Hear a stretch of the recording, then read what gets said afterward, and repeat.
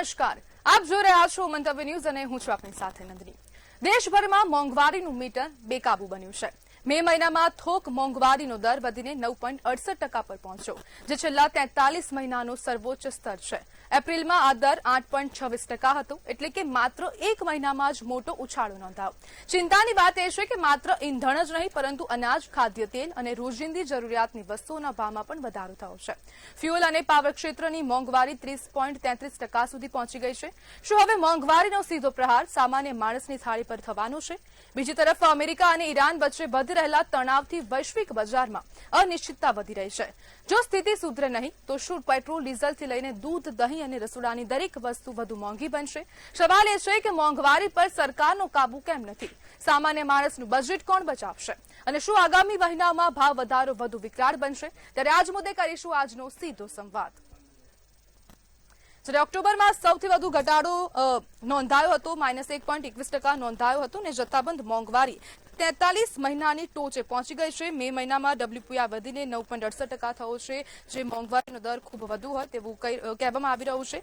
જ્યારે 2025-26 માર્ચમાં મોંઘવારીનો દર સૌથી વધુ 3.88% રહ્યો છે। તે બાદ આ વખતે જે ભાવ છે તે સતત વધી રહ્યા છે। અનેક મોંઘવારીના મારના કારણે નાગરિકો હેરાન પરેશાન થઈ રહ્યા છે। ત્યારે આ દરેકની વચ્ચે પ્રશ્ન થાય કે શું હવે મોંઘવારીના જે માર સતત વધી રહ્યો છે તેમાં તેની ઉપર સરકારનો કોઈ અંકુશ છે કે કેમ? કારણ કે જે મોંઘવારી વધી રહી છે તે સામાન્ય નાગરિકોના ખીચા પર પડી રહી છે અને જે રાજ્યની જનતા છે તે ખાસ કરીને તેમ જ કહી રહી છે કે સરકાર શું કરી રહી છે? સરકાર આમાં કેમ કોઈ હસ્તક્ષેપ નથી કરતી? સરકારના હાથમાં કંઈ છે કે કેમ?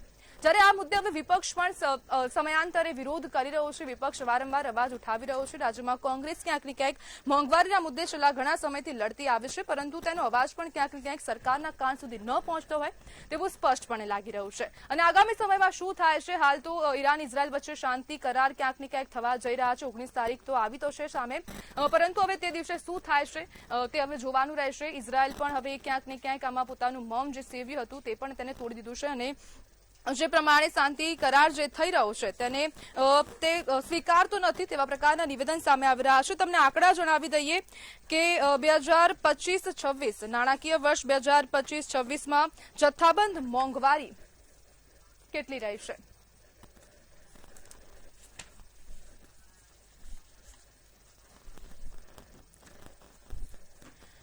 ત્યારે આજ મુદ્દે આપણી સાથે ચર્ચા કરવા માટે નેતા કોંગ્રેસમાંથી નૈનાબા જાડેજા જોડાઈ ગયા છે, સામાજિક અગ્રણી ભાવિશા પરમાર જોડાઈ ગયા છે, આપણી સાથે ભાજપના સ્નેહલ જોશી પણ જોડાઈ ગયા છે, જે ટૂંક સમયમાં આપણી સાથે જોડાશે।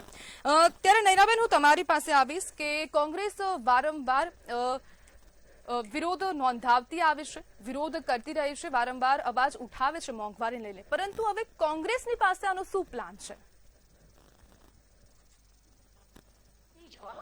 આમ જનતા માટે કામ કરે, આમ જનતાનો અવાજ બનીને સરકારના કાન મરડે કે હવે તો જાગો।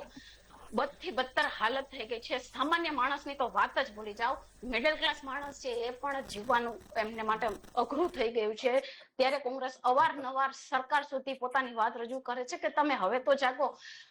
જો કોંગ્રેસ છે વિપક્ષમાં છે, વિપક્ષના હાથમાં ફક્ત અને ફક્ત લોકોનો અવાજ બનીને એમના માટે લડાઈ લડવાનો હોય, પણ મેઇન કામ છે સરકારનું છે કે સરકારે આના માટે કંઈ કરવું જોઈએ। કારણ કે આ સત્તા જ્યારથી આવી છે ને ત્યારથી ધીમે ધીમે સમજો કે રોકેટ ગતિએ બધામાં ભાવ વધાર્યા જ છે।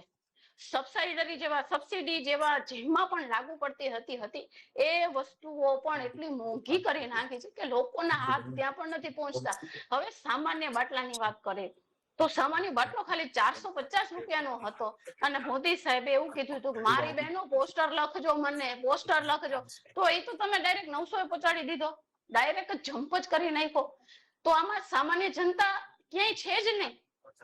એવું લાગે છે કે પાછો જે બળતણનો ફૂંકવારો જમાનો હતો ને કે જે ભૂંગળી લઈને ફૂંકતા એ જમાનો પાછો આવી જવાનો છે। એમાં કોઈ બે મત જ નથી, કારણ કે દિવસે ને દિવસે મોંઘવારી એટલી વધી રહી છે।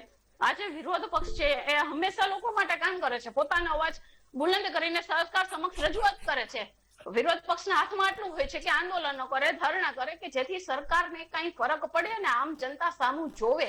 વિરોધ પક્ષની જવાબદારી છે જે વિરોધ પક્ષ હંમેશા નિભાવે છે, પણ મને એવું લાગે છે કે આ સરકાર બેરી મૂંગી ને આંધળી થઈને બસ તમાશો જોવે છે કે જે લોકો કરે છે કરવા દો, અમને કઈ જ ફરક નહીં પડે, અમે તો બસ અમારા ખિસ્સા જ ભરવાનું કામ કરીએ છીએ। તમે જીવો, તમે મરો, ટૂંકમાં પહેલા આ સરકાર એવું કહેવાતું કે અચ્છે દિન આएंगे, અચ્છે દિન આવી ગયા, પણ મોંઘવારીમાં આવી ગયા. એટલી મોંઘવારી કે હવે કોઈ વસ્તુના નામ નથી લેવાતા. નયનાબેન, તમે વિરોધની વાત કરી રહ્યા છો, વિરોધ કોંગ્રેસ કરી રહી છે, પરંતુ તમને લાગે છે કે કોંગ્રેસનો અવાજ સરકાર સુધી પહોંચે છે? હું તમને એ જ કહું છું કે એના સુધી પહોંચે છે, પણ ભટકાઈને પાછો આવતો હોય ને એવું લાગે છે કે આ લોકો ભલે કરે, કાંઈ વાંધો નહીં, સત્તા પાવર બધું જ અમારા હાથમાં છે, એટલે આ લોકો ગમે એટલા ઠેકડા મારે મારવા જ દો, ભલે ધમપછાડા કરે કરવા દો. પણ મારે એવું કહેવાનું છે કે વિરોધ પક્ષ એનું કામ કરે છે, પણ હવે જનતાએ પણ પોતાનો અવાજ બુલંદ કરવો પડશે. અત્યારે જેમ ખેડૂતો પોતાનો અવાજ બુલંદ કરી રહ્યા છે, કારણ કે પોતાના હકની લડાઈ માટે છે, પોતાનું જે સર્વસ્વ જઈ રહ્યું છે એના માટે એને દુઃખ થાય છે તો એ લડે છે. તો જનતાએ પણ ભલે કદાચ એની પાસે ખેતી ના હોય, પણ પોતાનું બધું સરકાર લૂંટી જ રહી છે. મોંઘવારી આવે, ભાવ વધારો બધામાં થવાનું છે, તો એની પાસે કઈ બચવાનું જ નથી. તો આ બધું ને બચાવવા માટે કે આવનારી પેઢી માટે તમે શું ભેગું કરશો? કઈ જ ભેગું નહીં. પહેલે એક સમય હતો કે જયારે મારા મધર નોકરી કરતા તો 150 રૂપિયાના પગારમાં નોકરીએ ચડ્યા હતા. એમાંથી પણ મારા મમ્મી વાત કરતા કે મારા ફાધર વાત કરતા એમ કહેતા કે તોય 20 થી 30 રૂપિયા બચતા. સમજીએ કે જમાનો બદલે એટલે મોંઘવારી વધવાની, પણ સાવ 450 માંથી ડાયરેક્ટ 500 રૂપિયા, 450 નો બાટલો એને તમે 500 કરી નાખો. જે વસ્તુ તમને 20 થી 30 રૂપિયામાં મળતી હોય એ વસ્તુ ડાયરેક્ટ 80-90 પહોંચાડી દો. એટલે તમે કઈ દિશામાં લઈ જાવ છો લોકોને? લોકો માટે કામ કરવાનું હોય કે મોંઘવારી ઓછી થાય, તમે એના માટે કામ નથી કર્યું. તમે એના માટે કામ કર્યું છે મોંઘવારી વધારવાનું કામ કર્યું છે. લોકોની તકલીફોને તમે જાણતા નથી, કારણ કે એના જેટલા પણ નેતાઓ છે એમને પૂછો કોઈ દિવસ ગ્રાઉન્ડ લેવલે જઈને લોકો સાથે સંવાદ કર્યો છે તો એમને ખબર પડે કે અત્યારે લોકોની હાલત શું છે. સાવ ગરીબ જ છે, એની હાલત એટલી કફોફડી થઈ ગઈ છે કે હવે એ સવારે કામે જાય તો જ સાંજે ખાઈ શકે, અને ગરીબ માણસ સાવ એટલી ખરાબ હાલતમાં આવી ગયો છે કે એનું તો કઈ ભેગું જ નથી થતું. મિડલ ક્લાસ આપણી સાથે સ્નેહલભાઈ પણ છે. સ્નેહલભાઈ, કોંગ્રેસનું કહેવું એવું છે કે સરકાર આંધળી બેરીને ઘૂંગી છે, મોંઘવારી વિશે તે સાંભળતી જ નથી, અને કોંગ્રેસ જયારે અવાજ ઉપાડે છે ત્યારે તેમને પણ દબાવવાનો પ્રયાસ થાય છે. અત્યારે આપણે જાણીએ છીએ કે જે યુદ્ધની પરિસ્થિતિ આખા વિશ્વમાં છે, તો ભારતની પણ અનેક ભાઈ મોંઘવારી યુદ્ધમાં નથી આવી ભાઈ. બેન, તમે બોલવું હોય તમે બોલી લો, મેં શાંતિથી સાંભળ્યું તો તમે પણ સાંભળો એવી આશા રાખું છું કે વિશ્વની અંદર અત્યારે જયારે આર્થિક પરિસ્થિતિ ઘણા બધા દેશોની ખરાબ છે, તો ભારત પણ એમાંથી અછૂતું રહી નથી શક્યું. તે છતાં પણ અત્યારે જયારે આપણે પેટ્રોલિયમ પ્રોડક્ટની વાત કરીએ તો 85% કરતા વધારે આપણે ઇમ્પોર્ટ કરીએ છીએ, અને આપણે જાણીએ છીએ કે સપ્લાય ચેનનું ડિસ્ટર્બન્સ છે. તે છતાં પણ આપણે ભાવ પર ઘણો બધો કાબુ રાખ્યો છે. ઘણા બધા દેશોમાં ડબલ ડિજિટમાં મોંઘવારી પહોંચી ગઈ છે, અને એ ખૂબ જ એ લોકોની ઇકોનોમી છે ચરમરાઈ ગઈ છે. આપણે જયારે ભારત દેશની અંદર આદરણીય વડાપ્રધાન નરેન્દ્ર મોદીજી જયારે પ્રધાનમંત્રી બન્યા ત્યારે ઇકોનોમી ફ્રેજાઇલ 5માં હતી. એ પણ એક કોંગ્રેસની દેન હતી કે વર્લ્ડની વર્સ્ટ 5 ઇકોનોમી કે જે ગમે ત્યારે પડી ભાંગે એ પ્રકારની પરિસ્થિતિમાંથી અત્યારે આપણે ટોપ 4 ની અંદર આવી ગયા છે. એટલે ઇકોનોમિક પરિસ્થિતિ આપણી સારી છે, મોંઘવારી વધે છે, સાથે એ મોંઘવારીનો માર જે છે તે ગરીબ માણસ ને મધ્યમ વર્ગના માણસ પર ના પડે, કિસાનો પર ના પડે, તેના માટે વિવિધ જે સરકારની યોજના છે એના આધારે તે લોકોની ક્રેડિટ લાઇન્સ પણ છે, તેના આધારે એ લોકોને સહાય આપવામાં આવે છે.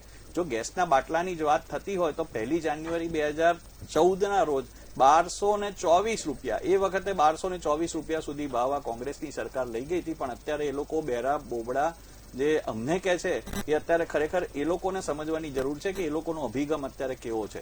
અત્યારે કોંગ્રેસ જે છે તે આક્ષેપબાજી કર્યા સિવાય કશું જ કરી નથી શકતી. મોંઘવારી જે છે તે ચોક્કસપણે જેટલી ઓછી એની અસર, નેગેટિવ અસર લોકો પર થાય તેનું. સ્નેહલભાઈ, કોંગ્રેસ તો વિપક્ષ છે જ, કોંગ્રેસ બોલવાની છે, બોલ્યા સિવાય એ કઈ જ નહીં કરી શકવાની, પણ તમે તો સત્તામાં છો, તમે તો કઈ કરી શકો ને. તમારા હાથમાં મોંઘવારી ઓછી કરવાનું અંકુશ કેમ નથી મોંઘવારી પર? જો આમાં જેમ મેં પહેલા પણ તમને કીધું કે જે પ્રોડક્ટ્સની ઉપર આપણે નિર્ભર છે, કે જે ક્રૂડ ઓઇલ, પેટ્રોલિયમ છે કે 85% ઇમ્પોર્ટ કરીએ છીએ, તે છતાં પણ અત્યાર સુધી એની પર કંટ્રોલ રાખ્યો છે. અત્યારે યુએસએ જેટલા વિકસિત દેશમાં કેલિફોર્નિયામાં 1 લીટર પેટ્રોલનો ભાવ 140 રૂપિયાથી વધારે પહોંચી ગયો છે. તો અત્યારે ફોર્ચ્યુનેટલી ભારતની અંદર આપણે જેટલો મેક્સિમમ થાય એટલો કંટ્રોલ કરી શક્યા છે. આ એક વાત છે. બીજું જે મેં કીધું કે સરકારની યોજના હેઠળ જે પણ લોકો આવે છે એને પણ સહાય આપવામાં આવે છે. જ્યારે પ્રોડક્શન જે છે આપણું એગ્રીકલ્ચર પ્રોડક્શન પણ વધ્યું છે, ભારતની અંદર આજે વિકાસ પણ થયો છે. કોંગ્રેસ જે છે તે મોંઘવારી જે છે તે છુપાવતી હતી, ભારતીય જનતા પાર્ટી મોંઘવારી જે છે છુપાવતી નથી. જેટલી જે સાચા આંકડા છે એ સાચા આંકડા દર્શાવે છે, પણ ભારતીય જનતા પાર્ટી જ્યાં જ્યાં છે તે રાજ્યોમાં અને ભારત દેશની કેન્દ્રની સરકાર જે છે તે વિકાસ પણ કરે છે. ભાવ જો વધે છે તો ખરેખર તેની પાછળના શું કારણો છે તે પણ જનતાની સમક્ષ જે છે તે પારદર્શિતાથી મૂકે છે. આપણે જોયું છે કે ઓઇલ બોન્ડ જે હતા એ કોંગ્રેસના લોકોએ 5 વર્ષ સુધી 1.5 લાખ કરોડ રૂપિયાના ઓઇલ બોન્ડ જે છે તેની હેઠળ પેટ્રોલના ભાવ જે છે તેને છુપાવીને દેશની સાથે આ ભારણ દેશના લોકો પર આ ક્રિએટ કર્યું હતું, અને એ 1.5 લાખના ઓઇલ બોન્ડની ચૂકવણી વર્ષો પછી 2.5 થી 2.6 લાખ કરોડ જેટલી ભારતીય જનતા પાર્ટીની એનડીએની સરકારોએ કરવી પડી હતી, અને આ ખરેખર દુર્ભાગ્યપૂર્ણ છે. એટલે આવી કોઈ પણ ઢાક પીછોડા કર્યા વગર, કોંગ્રેસની જેમ ઢાક પીછોડા કર્યા વગર ભારતીય જનતા પાર્ટી જે છે તે સ્પષ્ટ રીતે પારદર્શી રીતે સરકાર ચલાવી રહી છે. ચોક્કસપણે અનફોર્ચ્યુનેટલી જે વિશ્વની અંદર જે પરિસ્થિતિ થઈ છે તેના લીધે મોંઘવારી જે છે તે વધી છે.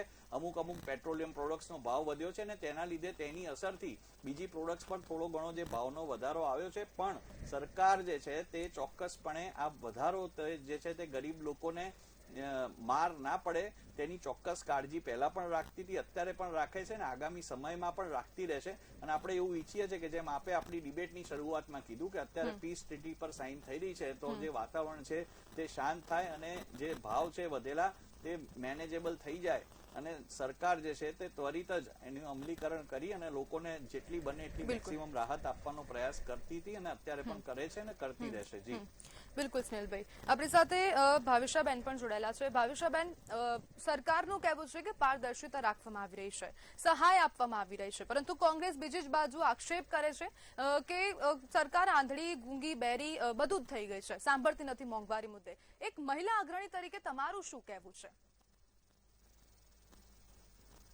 ભાવિશાબેન, આપનો અવાજ નથી આવતો. am I audible? Yes. Okay, fine. પહેલી વાત તો હું એવું કહીશ કે સરકારનું કામ જ છે કે જનતા માટે કામ કરે, પ્રજા માટે કામ કરવાનું કામ છે. એટલે જો બીજેપીના અગ્રણી એવું કહેતા હોય કે અમે કરી રહ્યા છે, તો ભાઈ એ તમારું કામ છે. સાથે સાથે કોંગ્રેસની વાત કરીએ તો કોંગ્રેસનું કામ વિપક્ષમાં બેસીને કામ કરવાનું છે, તો એ સવાલ તો પૂછવાનો જ છે. સાથે કોંગ્રેસનો અમુક સમયે એમને બી જોવાનું રહે કે વિશ્વના લેવલ પર પરિસ્થિતિ શું છે. સાથે મળીને જયારે દેશને આગળ લાવવાનો હોય ત્યારે આપણે જે બી પરિસ્થિતિ હોય એ પરિસ્થિતિમાં એકબીજાનો સાથ આપીને આગળ આવવાનું હોય. બટ ઓલવેઝ આપણે મે 2026માં જે WPI નો રેટ આવ્યો છે 9.68, ઇટ ઇઝ વેરી હાઈ. 43 મંથ્સનો સૌથી હાઈએસ્ટ રેટ છે. પણ બીજી બાજુ જયારે CPI નો રેટ તમે જુઓ એ 4% જે રિઝર્વ બેંક કહેતી હતી એની અંડરમાં છે, એટલે કંટ્રોલેબલ છે. જયારે વિશ્વમાં આટલી મોટી યુદ્ધ ચાલી રહ્યા છે ત્યારે આ બધી વસ્તુઓને મેનેજેબલ કરવું ઇટ ઇઝ ટફ. પણ હા, આ મારી એક મહિલા અગ્રણી તરીકે હું એવું કહીશ કે એક મિડલ ક્લાસ ફેમિલી કે બધી જ પરિસ્થિતિને ધ્યાનમાં રાખીને પણ જે રીતે મોંઘવારી વધે છે એ રીતે ઇન્કમ તો વધતી નથી મિડલ ક્લાસની. એ લોકોને જે મિડલ ક્લાસ છે એની એ જે ઇન્કમ છે એના બેઝ ઉપર એને જે ખર્ચા થાય છે એમાંથી બી બચત કરવાની હોય છે. દરેક માણસ પોતાની દીકરીના મેરેજ માટે, ઘર માટે યા તો ભણતર માટે કંઈક ને કંઈક બચત કરવા માંગતું હોય. ત્યારે હું સરકારને વિનંતી કરીશ કે જે ટેક્સીસ આપણે ક્રૂડમાં અને ફ્યુઅલ પર લગાવતા હોય એ ઓછા કરો. સાથે જેટલી યોજનાઓ છે એ યોજનાઓ પ્રજા સુધી પહોંચે અને એમનો જે બોજો વધે છે મોંઘવારીનો એ બોજો ઓછો થાય. એના માટેની હું સરકારને વિનંતી કરીશ કે તમે એ રીતના સ્ટેપ લો કે જેથી કરીને પ્રજા માટે રાહત મળે. સ્નેહલભાઈ, ભાવિશાબેને એક સરસ મુદ્દો ઉઠાવ્યો છે કે મોંઘવારી તો વધી રહી છે, પરંતુ તેની સામે ઇન્કમ નથી વધી રહી. જે લોકો ગરીબ છે તે ગરીબના ગરીબ થતા જઈ રહ્યા છે, મધ્યમ વર્ગ જેવું તો હાલ કંઈ છે પણ નહીં. સ્થિતિ ક્યારે કંટ્રોલમાં આવશે? તો જેમ મેં આપને વાત કરી કે મોંઘવારી વધી રહી છે, પણ આપણે સાથે સાથે એ પણ જોઈએ છે કે ઓટોમોબાઈલ ક્ષેત્ર હોય કે બીજી ઇલેક્ટ્રોનિક ક્ષેત્ર હોય કે અન્ય ક્ષેત્ર હોય તેની અંદર જે પરચેસ છે તે પરચેસ જે છે તે એટલી ને એટલી છે ને ઇનફેક્ટ વધી રહી છે. અત્યારે તમે કોઈ પણ આપણે કારના શોરૂમમાં જઈને કહીએ કે મારે કાલે ગાડી જોઈએ છે, હું તમને અત્યારે પેમેન્ટ કરું, તો કદાચ એવું કહેશે કે વેઇટિંગ છે વગેરે. એટલે બેઝિકલી મારો કહેવાનો એ છે કે જે બાયર્સ છે એનો કોન્ફિડન્સ બનેલો છે, લોકોનું જે સ્પેન્ડિંગ કેપેસિટી છે એ વધી છે. આજથી 15-20 વર્ષ પહેલાનો જે યુવાન જેટલા રૂપિયા સ્પેન્ડ કરતો હતો પર ડે પર મંથ, એના કરતા અનેક ગણા અત્યારે સ્પેન્ડ કરે છે. સાથે સાથે એ પોતાના માટે, પોતાના પરિવાર માટે પણ એ પૈસા સ્પેન્ડ કરી રહ્યો છે ને ખૂબ સારી રીતે એના જીવનનું સ્તર ઘણું ઊંચું આવ્યું છે. એટલે આજે એવું નથી કે મોંઘવારીના લીધે લોકો સબડ્યુડ છે, કે લોકોને પણ એક કોન્ફિડન્સ છે કે એ લોકો પણ કમાઈ રહ્યા છે, એ લોકોને પણ ઓપોર્ચ્યુનિટીઝ મળી રહી છે અને એ લોકો પણ આગળ વધી રહ્યા છે. સાથે બેને જે ખૂબ મહત્વની વાત કીધી કે જે ભાવ પર જે ટેક્સ છે એના પર અંકુશ રાખવો જોઈએ, તો મારે ખાસ કહેવું છે અને આપના માધ્યમથી આપના દર્શકોને પણ કહેવું છે કે જે ડીઝલ છે તેની પર જે નેશનલ જે વેરો છે તે ઓલમોસ્ટ 0 કરી નાખવામાં આવ્યો છે અને પેટ્રોલ પર પણ ખૂબ નહીવત રાખ્યો છે. ગુજરાત સરકાર છે અને જે રાજ્યોમાં ભારતીય જનતા પાર્ટીની સરકાર છે ત્યાંનો જે વેટ છે તે 12%, 13% આશરે એ પ્રમાણે જે છે તે રેન્જમાં રાખવામાં આવ્યો છે. જ્યારે કર્ણાટક અને બીજા રાજ્યો કે જ્યાં કોંગ્રેસની સરકાર છે ત્યાં 29, 30 ને 35% સુધીનો ટેક્સ જે છે તે ત્યાંની સ્ટેટ જે છે તે ઉઘરાવે છે. તો ખરેખર જો કોંગ્રેસ પાર્ટી એટલી બધી જો ખરેખર અવેર હોય ને એમને ખરેખર જો નાગરિકોનું કરવું હોય તો એમની જે રાજ્યોમાં સરકાર છે ત્યાંની વેટ કેમ ઘટાડતી નથી પેટ્રોલમાં? ગુજરાતમાં એક ભાઈ પેટ્રોલ પુરાવે તો 13% વેટ આપે છે, એ જ કર્ણાટકનો એક જે ભારતનો જ નાગરિક છે તો એ કોંગ્રેસના લીધે ત્યાં 35% આપે છે. તો એકચ્યુઅલી જો ખરેખર જેમ બેને ખૂબ સારી વાત કીધી પોઝિટિવ કે ભલે પ્રતિપક્ષ છે, વિપક્ષ છે, તો તમે જોડે રહીને કામ કરો. તો જો જોડે રહીને કામ કરવાની માનસિકતા જો કોંગ્રેસ પાર્ટીની હોત તો 35, 29, 30, 35% જેટલા ટેક્સ લગાડવાના બદલે એ લોકોએ ટેક્સને ઓછો કર્યો હોત ને જે તે રાજ્યોમાં એમની સરકાર છે તેના લોકો પર એ ભારણ ઓછું થયું હોત. જે કામ ભારતીય જનતા પાર્ટીની રાજ્યની સરકારોએ કર્યું છે અને જેમ મેં આપને કહ્યું કે આ મારી ફરજ છે ને આગળ પણ અમે આ રીતે જે પણ પ્રજાને લાભ મળે, એ લોકોને રાહત થાય એવા પગલા અમે લોકો ઉઠાવતા રહીશું. અને બેલેન્સ્ડ ઇકોનોમી વિથ ડેવલપમેન્ટ એ જ અમારો મૂળ મંત્ર છે કે ઇકોનોમી પણ આપણી કંટ્રોલમાં રહે અને એની અંદર પણ કોઈ પણ પ્રકારના ફ્લક્ચ્યુએશન્સ જે નેગેટિવ પ્રકારના છે એ ખાસ કરીને ના આવે અને જે આપણું જે ડેવલપમેન્ટ છે, જે વિકાસનો દર છે એ પણ દેશનો અને રાજ્યોનો મેન્ટેન રહે, એ જ ખાસ અમારી ચિંતા છે. જી સ્નેહલભાઈ, તમે વેટની વાત કરી રહ્યા છો પેટ્રોલ પર, બરાબર, પેટ્રોલ ડીઝલ પર. તો ગુજરાતમાં 13% વેટ છે.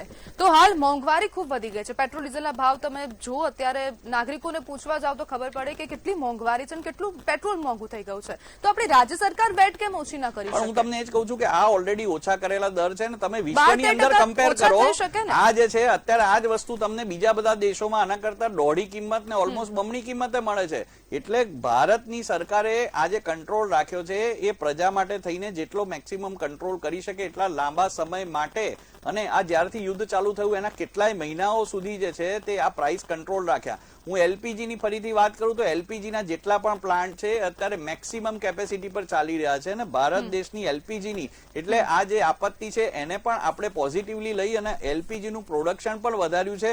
પેટ્રોલની અંદર જેટલા પણ પ્લાન્ટ છે, રિફાઇનરીઝ છે, એ પણ પોતાની પીક ઉપર અત્યારે ચાલી રહીને કામ કરી રહી છે. એટલે મને લાગે છે કે આજે તમે વાત કરો છો તો વિશ્વના સ્તરે તમે જોશો તો ભારતની અંદર હજી પણ જે ફ્યુઅલના પ્રાઇસ છે કંટ્રોલ છે, તે છતાંય જેમ મેં કહ્યું કે આપણે 85% જેટલું રાજ્યની જનતા કાં તો દેશની જનતા વિશ્વ સ્તરની કમ્પેરિઝન નહીં કરે, તે તો પોતાના ખિસ્સાની પણ કમ્પેરિઝન. આપણે ભાગ તો આ પ્લેનેટના જ છે એટલે આની જે પણ અસર થાય વિપરીત, બે દેશો વચ્ચેનો જે અણબનાવ થયો, 85% આપણે ક્રૂડ ઓઇલ બહારથી આવ્યું, જે ત્યાં સપ્લાય ચેઇન બ્રેક થઈ, સ્ટ્રેટ ઓફ હોર્મુઝમાં ઘણા બધા વેસલ્સ રોકવામાં આવ્યા, પણ ભારત જે છે તે રશિયા પાસેથી અને અનેક દેશો પાસેથી ભારતના નાગરિકોને લાભ થાય એ પ્રમાણે ઓઇલની ખરીદી જ્યારે કરે છે ત્યારે પહેલા એ જોવે છે કે ક્યાંથી સસ્તું, સારું ને ઝડપી ક્રૂડ ઓઇલ જે છે તે ભારતને મળે એટલે ભારતના લોકોને મળી શકે. એટલે વિશ્વની અંદર જયારે આ પ્રકારની પરિસ્થિતિ છે તે છતાં પણ ભારતની રેઝિલિયન્સ ને આદરણીય નરેન્દ્ર મોદીજીની સરકારની નીતિ રીતિ ને જે રાજ્યોની સરકાર છે ભારતીય જનતા પાર્ટીની, એ લોકોની પણ જે કુનેહ છે એના લીધે આપણે ઘણી બધી વસ્તુમાં પ્રાઇસને કંટ્રોલ કરી શક્યા છે. અને આપણે ઈચ્છીએ છીએ કે આજે જે આ શાંતિ વાર્તાની વાત થઈ છે તો જલ્દી આ જે પ્રાઇસ છે એ બધા નીચે જાય અને એની પોઝિટિવ ઇફેક્ટ જે છે તે બધા પ્રાઇસ બેન્ડ પર આવે. બિલકુલ.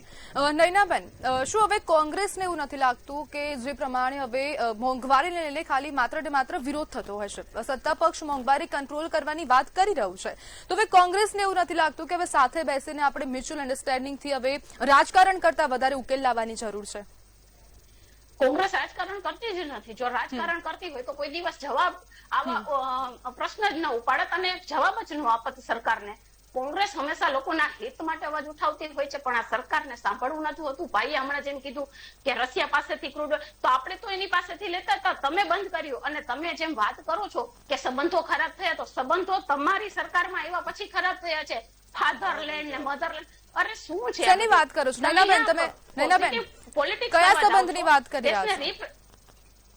રિપ્રેઝન્ટ કરો છો તો દેશ વતી તમે વાત કરો ને. ફાધરલેન્ડ, અરે આ કોઈ પીએમ ને સોંપે છે કે ફાધરલેન્ડ છે કે કયા લેન્ડ છે?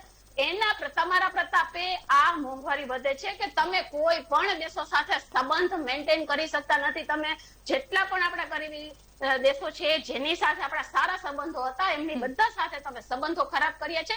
એના હિસાબે જ આ હોર્મુઝનો પ્રશ્ન થયો છે કે જેના હિસાબે ભારત. નયનાબેન, મારો સવાલ તમને એવો હતો કે ભેગા થઈને મ્યુચ્યુઅલ અન્ડરસ્ટેન્ડિંગથી ઉકેલ લાવવાની જરૂર છે કે નહીં?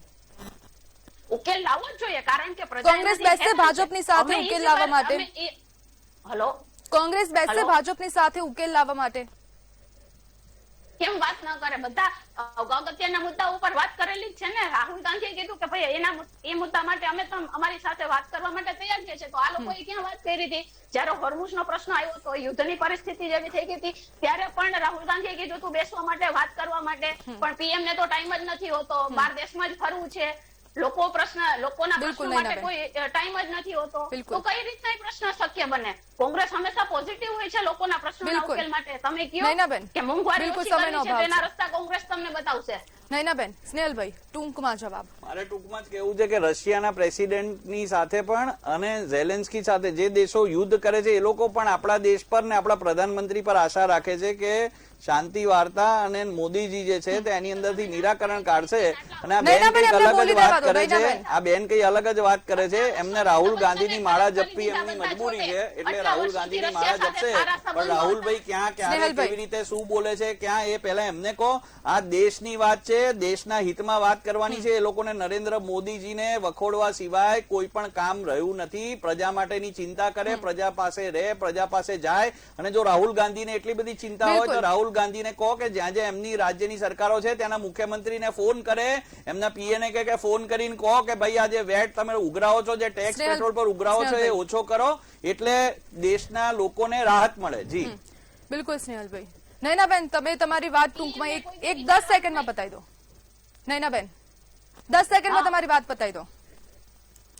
બસ પીએમએ કોઈ દિવસ વિચાર્યું નથી. જો પીએમએ વિચાર્યું હોત કે મારા દેશની હાલત શું થશે, કઈ આર્થિક કટોકટી આવશે, લોકોને શું ભોગવવી પડશે હાલાકી, જો એ વિચાર કર્યો હોત તો ટ્રમ્પને તમે ઘૂંટણીએ ન બેસવા ગયા હોત, આ પરિસ્થિતિનું નિર્માણ જ ન થયું હોત, બહુ સૂઝબૂછથી તમે બધા પ્રશ્નોના ઉકેલ લાવી શક્યા હોત, તો આજે આ મોંઘવારી અને આટલી બધી સહન કરવાનો વારો જ ન આવ્યો હોત. બિલકુલ નયનાબેન, આપ ત્રણેયનું મંતવ્ય ન્યૂઝમાં જોડાવા બદલ આપનો આભાર. તો સીધો સંવાદમાં હાલ બસ આટલું જ. નમસ્કાર.